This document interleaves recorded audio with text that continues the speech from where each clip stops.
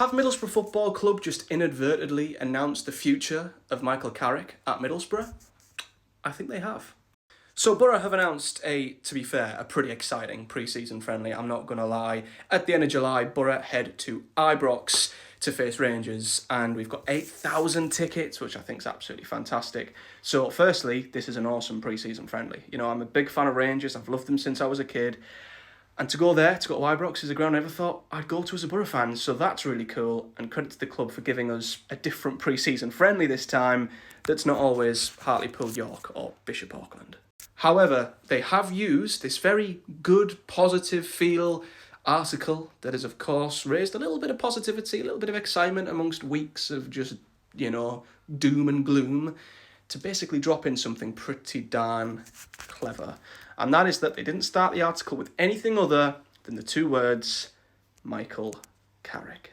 They've basically went as close to announcing that Michael Carrick will remain as Boro's head coach as they possibly could have done without literally plastering the words, Michael Carrick is remaining as Boro's head coach, because it drops instantly at the top. Michael Carrick's squad are set to travel to Ibrox, and forgive me for pointing out the obvious, you wouldn't drop the manager's name into an article linked to a game that is still 2 months away.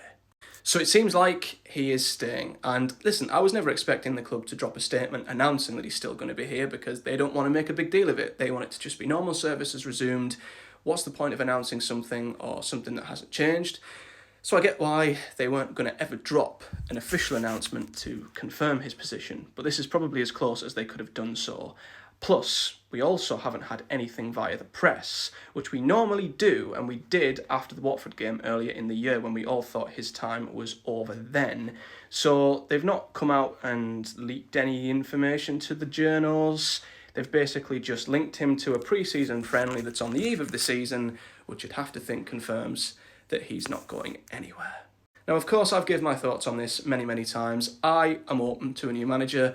I'm kind of over Carrick. I'm over Carrick ball. I've lost all faith in it, and he needs to prove me right, or needs to prove me wrong and get me back on side with his style of football, and that he still is the man who can get us promoted once again. So I'll be there to back him in August, no doubt, but he's going to have to convince me that he still is the right man going forward. But I at least hope there is still something to come from this review, because it was bigged up as this big, thorough internal review. We've heard nothing for nearly a month.